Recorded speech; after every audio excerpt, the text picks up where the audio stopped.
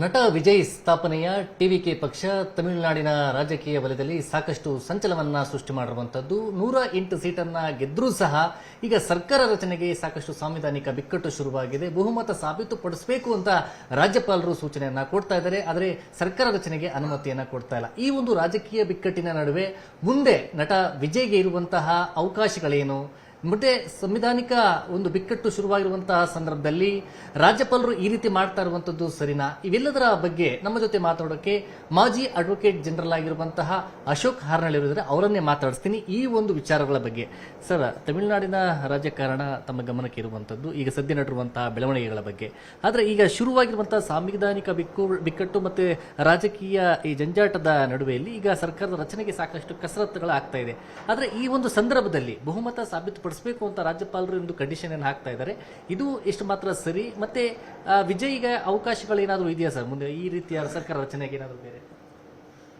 ಈಗ ವಿಜಯ್ ಅವರು ನಟನಾ ಕ್ಷೇತ್ರದಿಂದ ತಕ್ಷಣವೇ ರಾಜಕೀಯಕ್ಕೆ ಜಂಪ್ ಮಾಡಿದ್ದಾರೆ.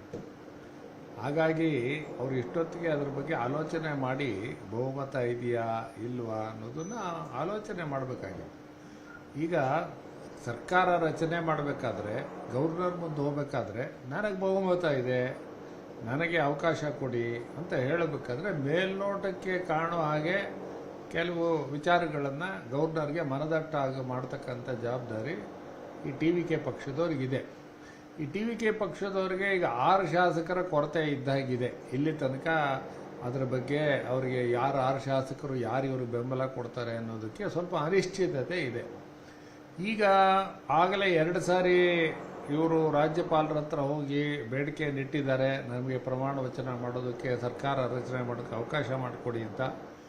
ರಾಜ್ಯಪಾಲರು ಅದಕ್ಕೆ ಒಪ್ಪದಾಗಿಲ್ಲ.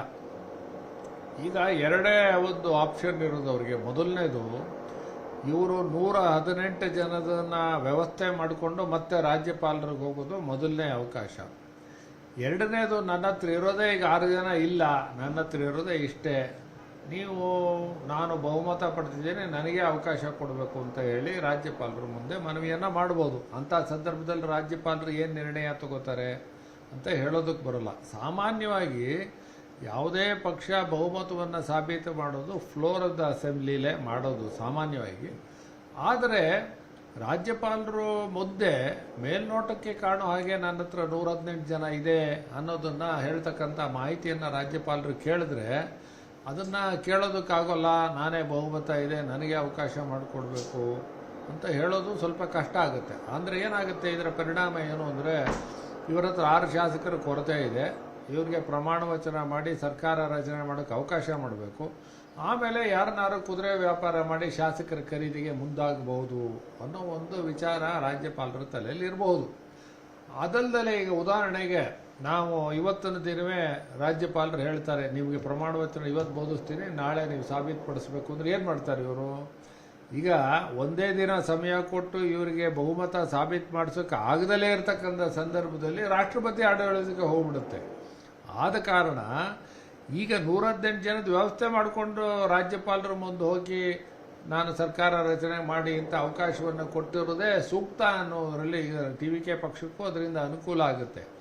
ಇಲ್ಲದಲೇ ಹೋದರೆ ಇಲ್ಲ ನಾನೇ ಬಹುಮತ ಪಡೆದಿದ್ದೀನಿ ಅಂತ ನ್ಯಾಯಾಲಯದಲ್ಲಿ ಹೋರಾಟ ಮಾಡಬೇಕು, ಅಥವಾ ರಾಜ್ಯಪಾಲರನ್ನ ಮನಸ್ಸನ್ನು ಬದಲಾಯಿಸೋದಕ್ಕೆ ಒಂದು ಪ್ರಯತ್ನ ಮಾಡಬೇಕು. ಇಷ್ಟು ಬಿಟ್ಟರೆ ಬೇರೆ ಮಾರ್ಗ ಇಲ್ಲ. ಸುಲಭವಾದ ಮಾರ್ಗ ಅಂದರೆ 6 ಜನ ಶಾಸಕರ ಯಾರು ಬೆಂಬಲ ಕೊಡ್ತಾರೆ ಅದರ ಮಾಹಿತಿಯನ್ನು ಇವತ್ತಲ್ಲದೆ ಇದ್ರು 1-2 ದಿನದೆಲ್ಲರೂ ತೆಗೆದುಕೊಂಡು ಹೋಗಿ ರಾಜ್ಯಪಾಲರ ಹತ್ರ ಕೊಟ್ಟರೆ ರಾಜ್ಯಪಾಲರು ಇವರಿಗೆ ಪ್ರಮಾಣ ವಚನ ಬೋಧಿಸೋದಕ್ಕೆ ಬೇರೆ ಒಂದು ಅನ್ಯ ಮಾರ್ಗವಿಲ್ಲದಲ್ಲೇ ಇವರಿಗೆ ಕೊಡಬೇಕಾಗುತ್ತೆ. ಇಲ್ಲದಲೇ ಹೋದರೆ ಒಂದು ಬಿಕ್ಕಟ್ಟಿನ ಪರಿಸ್ಥಿತಿ ಉಂಟಾಗುವ ಒಂದು ಸಂಭವ ಇದೆ. ಆದರೂ ಸಹ ಇದು ಈಗಿರೋ ಪರಿಸ್ಥಿತಿಯಲ್ಲಿ ರಾಷ್ಟ್ರಪತಿ ಆಡಳಿತಕ್ಕೆ ಒಂದು ಅದಕ್ಕೆ ಶಿಫಾರಸು ಮಾಡತಕ್ಕಂಥ ಅಂತಹ ಒಂದು ಸನ್ನಿವೇಶ ಇನ್ನೂ ಉದ್ಭವವಾಗಿಲ್ಲ ಅಂತ ಹೇಳಿ ನನ್ನ ಅಭಿಪ್ರಾಯ. ಸರ್, ನೀವು ಹಾಗೆ ಹೇಳ್ತಾ ಇದ್ರಿ, ಬಟ್ ಆದರೆ ಒಂದು ಅವಕಾಶ ಇದೆ ಅಂದರೆ ರಾಜ್ಯಪಾಲರು ಈಗಿನ ಕಂಡೀಷನ್ ಹಾಕಿದ್ದಾರೆ. ಅದು ಈ ಸಂದರ್ಭದಲ್ಲಿ ಅವರು ಕಡಾಖಂಡಿತವಾಗಿ ಈಗಲೇ ನೀವು ಸಾಬೀತುಪಡಿಸಬೇಕು, ಎಲ್ಲ ಕೊಡಬೇಕು ಪತ್ರಗಳೆಲ್ಲವೂ ಕೂಡ ಅಂತ ಹೇಳ್ತಾ ಇರುವಂಥದ್ದು ಈ ಸರಿನಾ ಅಂತ ಸರ್? ಅವ್ರಿಗೆ ಈಗಲೇ ಮಾಡಬೇಕು, ಡಿಕ್ಲೇರ್ ಮಾಡಬೇಕು ಅಂತ ಸರ್? ಅಂದರೆ ಇದೆಲ್ಲ ಈ ಸರಿ ತಪ್ಪನ್ನ ವಿಶ್ಲೇಷಣೆ ಮಾಡಬೇಕಾದ್ರೆ ಕೆಲವು ವಿಷಯದಲ್ಲಿ ರಾಜ್ಯಪಾಲರ ವಿವೇಚನೆಗೆ ಕಾನೂನಲ್ಲಿ ಅವಕಾಶ ಇದೆ. ಅವರ ವಿವೇಚನೆಗೆ ಬಿಟ್ಟಂಥ ಕೆಲವು ವಿಷಯಗಳಿದೆ. ಈಗ ಇಂಥ ಸಂದರ್ಭದಲ್ಲಿ ಯಾರನ್ನ ಕರಿಬೇಕು, ಯಾವ ಸಂದರ್ಭದಲ್ಲಿ ಕರಿಬೇಕು ಅನ್ನೋದು ರಾಜ್ಯಪಾಲರ ವಿವೇಚನೆಗೆ ಬಿಟ್ಟಂಥ ವಿಚಾರ. ಸಾಮಾನ್ಯವಾಗಿ ಯಾವುದು ಫ್ಲೋರ್ ಆಫ್ ದ ಅಸೆಂಬ್ಲಿಲೇ ಮೆಜಾರಿಟಿ ಪ್ರೂವ್ ಮಾಡಬೇಕು ಅನ್ನೋದು ಅನೇಕ ಸಂದರ್ಭದಲ್ಲಿ ಸುಪ್ರೀಂ ಕೋರ್ಟ್ನವರು ಆಗಲೇ ಹೇಳಿದ್ದಾರೆ. ಆದರೆ ಈಗ ರಾಜ್ಯಪಾಲರು ಏನು ಇದರಿಂದ ಒಂದು ತಪ್ಪು ದಾರಿಗೆ ಮಾಡಿಕೊಟ್ಟಾಗುತ್ತೆ, ಅಲ್ಪಸಂಖ್ಯಾತರಿಗೆ ತೆಗೆದುಕೊಟ್ಟು ಪ್ರಮಾಣ ವಚನ ಕೊಟ್ಟು ಅದರಿಂದ ನಂತರ ಶಾಸಕರ ಖರೀದಿಗೆ ಆಗಬೇಕು, ಆತ ಒಂದು ಸನ್ನಿವೇಶ ಉದ್ಭವ ಆಗುತ್ತೆ ಅನ್ನೋ ದೃಷ್ಟಿಯಲ್ಲಿ ಕೇಳಿರ್ತಕ್ಕಂಥ ಒಂದು ಸನ್ನಿವೇಶ ಇದೆ. ಆ ದೃಷ್ಟಿಯಲ್ಲಿ ಈಗ 6 ಜನ ಶಾಸಕರಿಗೆ ಯಾರು ಇವ್ರಿಗೆ ಬೆಂಬಲ ಕೊಡ್ತಾರೆ ಅನ್ನೋ ಮಾಹಿತಿಯನ್ನು ಕೊಟ್ಟರೆ ಸರ್ಕಾರದ ರಚನೆ ಸುಲಭವಾಗಿ ಆಗುತ್ತೆ. ಇಲ್ದಲೇ ಹೋದರೆ ರಾಜ್ಯಪಾಲರನ್ನು ಈಗಾಗಲೇ ಅವರ ಅಭಿಪ್ರಾಯವನ್ನು ಬದಲಾಯಿಸೋದಕ್ಕೆ ಆಗಿಲ್ಲ. ಇವರಿಗೆ ರಾಜ್ಯಪಾಲರು ಒಪ್ಪಿದ್ರೆ ಈ ಸಮಸ್ಯೆನೇ ಇಲ್ಲ, ಯಾರು ಎಷ್ಟೇ ಜನ ಇರಲಿ ಇವರಿಗೆ ಪ್ರಮಾಣ ವಚನ ಬೋಧಿಸಿ ಮಾಡ್ಬೋದಾಯ್ತು. ರಾಜ್ಯಪಾಲರು ಒಪ್ಪಿಲ್ವಲ್ಲ. ಈಗ ಇವ್ರ ಮುಂದೆ ಇರ್ತಕ್ಕಂಥ ಮಾರ್ಗ ಏನು? ರಾಜ್ಯಪಾಲರು ಮಾಡಿದ ತಪ್ಪು ಅಂತ ಎಷ್ಟೇ ಹೇಳಿದ್ರು ಸಹ ರಾಜ್ಯಪಾಲರನ್ನ ಮನಸ್ಸನ್ನು ಬದಲಾಯಿಸೋದಕ್ಕೆ ಆಗಿಲ್ಲ. ನಾವು ರಾಜಕೀಯವಾಗಿ ವಿಶ್ಲೇಷಣೆ ಮಾಡ್ದಲೆ ಯಾರ ತಪ್ಪು ಸರಿ ವಿಚಾರ ಮಾಡ್ದಲೆ TVK ಪಕ್ಷದ ಮುಂದಿರ್ತಕ್ಕಂಥ ಮಾರ್ಗ ಏನು ಅನ್ನೋದನ್ನ ನಾವು ಆಲೋಚನೆ ಮಾಡಬೇಕು. TVK ಪಕ್ಷದ ಮುಂದಿರ್ತಕ್ಕಂಥ ಮಾರ್ಗ ಕೇವಲ ಎರಡೇ. ಮೊದಲನೇದು ಈ 6 ಜನ ಶಾಸಕರನ್ನ ತೆಗೆದುಕೊಂಡು ಹೋಗಿ ಬೆಂಬಲ ಕೊಡೋದು, ಎರಡನೇದು ಇಲ್ಲ ಕಾನೂನು ಹೋರಾಟ ಮಾಡೋದು, ಇಲ್ಲ ಮೂರನೇದು ಅವ್ರು ಹೇಳೇ ಬಿಡಬೇಕು, ನನ್ನ ಹತ್ರ ಇರೋದು ಇಷ್ಟೇ ಶಾಸಕರು, ನೀವು ನಮಗೆ ಬಹುಮತ ಕೊಡಬೇಕು, ಕೊಡದೇ ಇದ್ರೆ ನೀವೇನು ಬೇಕಾದರೂ ಮಾಡಿ ಅಂತ ಹೇಳ್ಬೋದು.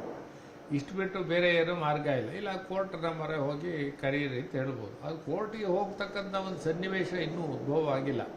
ಈಗ ಉದಾಹರಣೆ ಪ್ರಮಾಣ ವಚನ ಸ್ವೀಕಾರ ಮಾಡಿದ್ರು, ಅದಾದ ಮೇಲೆ ಅವರು ಇವ್ರು ವಿಚಾರ ಮಾಡಬೇಕಲ್ಲ 6 ಜನ ಯಾರು ಅಂತ. ಅಂದರೆ ಪ್ರಮಾಣ ವಚನ ಸ್ವೀಕಾರ ಮಾಡಿದ್ರೆ ಮಾತ್ರ ಇವ್ರ ಜೊತೆ 6 ಜನ ಬರ್ತಾರ? ಪ್ರಮಾಣ ವಚನ ಇಲ್ಲದೇ ಇವ್ರ ಜೊತೆ 6 ಜನ ಬರಲ್ವಾ ಅನ್ನೋ ಪ್ರಶ್ನೆಗೆ ಉತ್ತರ ಏನು? ಆ ದೃಷ್ಟಿಯಲ್ಲಿ ಯಾರು 6 ಜನ ಬರ್ತಾರೋ ಅವ್ರನ್ನ ಇವತ್ತಿನ ದಿನವೇ ಅವರು ತಂದುಕೊಂಡು ಹೋಗಿ ಅಧಿಕಾರ ಸ್ವೀಕಾರ ಮಾಡೋದು ಭಾಳ ಸೂಕ್ತವಾದಂಥ ಮಾರ್ಗ.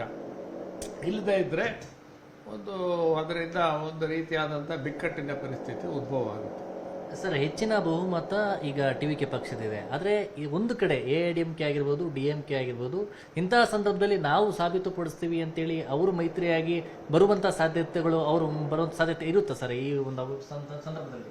ಆದರೆ ಈಗ DMK AIADMK ಆಗಲಿ ಯಾವುದೇ ಪಕ್ಷ ಆಗಲಿ ನಾವು ಸರ್ಕಾರ ರಚನೆ ಮಾಡ್ತೀನಿ ಮುಂದೆ ಬಂದಿಲ್ವಲ್ಲ. ಈಗ ಗವರ್ನರ್ ಅವ್ರ ಮುಂದೆ, ರಾಜ್ಯಪಾಲರ ಮುಂದೆ TVK ಪಕ್ಷದವ್ರನ್ನ ಬಿಟ್ಟು ಬೇರೆ ಯಾವ ಪಕ್ಷದವರು ನಾವು ರಚನೆ ಮಾಡ್ತೀವಿ ಅಂತ ಬಂದೇ ಇಲ್ಲ. ಆದ್ದರಿಂದ ಯಾರು ಮುಂದೆ ಬರ್ದಲೇ ಇರೋ ಕಾರಣ ಅವ್ರಿಗೆ ಅವಕಾಶ ಕೊಡೋ ಪ್ರಶ್ನೆ ಇಲ್ಲ. ಯಾರು ಅವಕಾಶ ಕೇಳಬೇಕಲ್ಲ. ಈಗ ಬಂದರೆ ಅವಕಾಶ ಯಾರು ಬೇಕಾದ್ರೂ ಕೇಳ್ಬೋದು. ಬಹುಮತವನ್ನ ಈಗ 118 ಜನ ಬೇಕು ಸರ್ಕಾರ ರಚನೆಗೆ. ಯಾರು ನಮ್ಮ ಹತ್ರ 118 ಜನ ಇದ್ದಾರೆ ಅಂತ ಹೇಳಿದ್ರೆ ಯಾರು ಬೇಕಾದ್ರೂ ಹೋಗ್ಬೋದು, ಅವ್ರು ನನ್ನ ಹತ್ರ ಇದ್ದಾರೆ ಅಂತ ಹೇಳಿದ್ರೆ. ಈಗ ಸಮಸ್ಯೆ ಬಂದಿರೋದಲ್ಲಿ ಇವ್ರ ಹತ್ರ 6 ಶಾಸಕರು ಕಮ್ಮಿ ಇದ್ದಾರೆ 118ಕ್ಕೆ. ಇವ್ರನ್ನ ಹೇಳತಕ್ಕಂಥ ಮನವಿ ರಾಜ್ಯಪಾಲರು ಒಪ್ತಾ ಇಲ್ಲ. ಇವ್ರು ಮುಂದಿರ್ತಕ್ಕಂಥ ಮಾರ್ಗ ಏನು ಅನ್ನೋದನ್ನ ಆಲೋಚನೆ ಮಾಡಿದ್ರೆ, ಈಗ ಅವ್ರ ಪ್ರಮಾಣ ವಚನ ಆದಮೇಲೆ 6 ಜನ ನುಡುಕೊಂಡು ಹೋಗೋದು, ಪ್ರಮಾಣ ವಚನ ಮುಂಚೆ 6 ಜನ ನುಡುಕೋದು, ಇಷ್ಟೇ ಪ್ರಶ್ನೆ ಇರೋದು. ಆ ದೃಷ್ಟಿಯಲ್ಲಿ TVK ಪಕ್ಷದವರು 6 ಜನಕ್ಕೆ ವ್ಯವಸ್ಥೆ ಮಾಡಿಕೊಂಡು ಮತ್ತೆ ರಾಜ್ಯಪಾಲರು ಬಂದು ಹೋದರೆ ಎಲ್ಲ ಸುಸೂತ್ರವಾಗಿ ಆಗುತ್ತೆ. ಈ ಉದಾಹರಣೆಗೆ ನೀವು ರಾಜ್ಯಪಾಲರು ಪ್ರಮಾಣ ವಚನ ಸ್ವೀಕರಿಸ್ತಾರೆ, 104 ಜನ, ನೀವು 118 ಜನಕ್ಕೆ 6 ಜನ ಶಾಸಕರನ್ನು ಹುಡುಕೋಕೆ ಆಗದಲ್ಲೇ ಹೋದರೆ ಸರ್ಕಾರವೇ ಬಿದ್ದೋಗುತ್ತೆ. ಇನ್ನೂ ಗಂಭೀರವಾದ ಪರಿಣಾಮ ಎದುರಿಸಬೇಕಾಗುತ್ತೆ. ರಾಷ್ಟ್ರಪತಿ ಆಡಳಿತಕ್ಕೆ ಹೋಗ್ತಕ್ಕಂಥ ಸನ್ನಿವೇಶ ಆಗುತ್ತೆ. ಸರ್, ಈಗ ಒಂದು ವೇಳೆ ರಾಜ್ಯಪಾಲರು ಏನಾದರೂ ಪರ್ಮಿಷನ್ ಕೊಡ್ತಿದ್ದ ಸಂದರ್ಭಗಳಲ್ಲಿ ನಾವು ಕಾನೂನು ಹೋರಾಟ ಮಾಡ್ತೀವಿ ಅಂತ ಸ್ವಲ್ಪ ದಿನ ಅದು ಸಮಯ ತೆಗೆದುಕೊಳ್ಳುವಂಥದ್ದು, ಅದುವರೆಗೂ ಕೂಡ ಆಡಳಿತದ ಒಂದು ಪರಿಣಾಮ ಯಾವ ರೀತಿ ಯಾರು ನಡೆಸಬೇಕಾಗುತ್ತೆ, ಯಾರು ಅದರಲ್ಲಿ ಇಂಟರ್ಫಿಯರ್ ಆಗ್ತಾರೆ? ಅಂದರೆ ಏನಾಗುತ್ತೆ ಅಂತ ಹೇಳಿದ್ರೆ, ಈಗ ಸ್ಟಾಲಿನ್ ಅವರ ಅವಧಿ ಮುಗಿದಿದೆ, ಅವರು ರಾಜೀನಾಮೆಯನ್ನು ಕೊಟ್ಟಿದ್ದಾರೆ.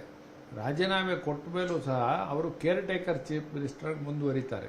ಅವರು ಎಲ್ಲಿ ತನಕ ಮುಂದುವರಿತಾರೆ? ನೆಕ್ಸ್ಟ್ ಮುಂದಿನ ಚೀಫ್ ಮಿನಿಸ್ಟರ್ ಬಂದು ಜವಾಬ್ದಾರಿ ತಗೊಳ್ಳೋ ತನಕ ಕೇರ್ ಟೇಕರ್ ಆಗಿ ಇರ್ತಾರೆ. ಆ ದೃಷ್ಟಿಯಲ್ಲಿ ಸರ್ಕಾರಿ ಯಂತ್ರ ತನ್ನ ಪಾಡಿಗೆ ತಾನು ನಡ್ಕೊಂಡು ಹೋಗ್ತಾ ಇರುತ್ತೆ. ಯಾವುದೇ ಒಂದು ಸರ್ಕಾರ ಹೇಗೆ ನಡಿಬೇಕು ಅನ್ನೋದ್ರಲ್ಲಿ ಏನು ದೊಡ್ಡ ಕ್ರೈಸಿಸ್ ಏನು ಆಗಲ್ಲ.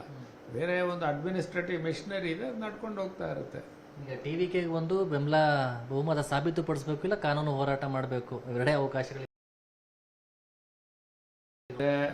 ಗವರ್ನರ್ ಮನಸ್ಸನ್ನು ಬದಲಾಯಿಸ್ತೇ ಹೋದರೆ ಎರಡೇ ಅವಕಾಶ. ಇದಿಷ್ಟು ಹಿರಿಯ ವಕೀಲರಾಗಿರುವಂತಹ ಅಶೋಕ್ ಹಾರ್ನಳ್ಳಿ ಅವರ ಮಾತು. ಕ್ಯಾಮರಾ ಪರ್ಸನ್ ವೆಂಕಟೇಶ್ವರ ಜೊತೆ ಗಂಗಾಧರ ವಾಗ್ಟ, ನ್ಯೂಸ್ 18 ಬೆಂಗಳೂರು.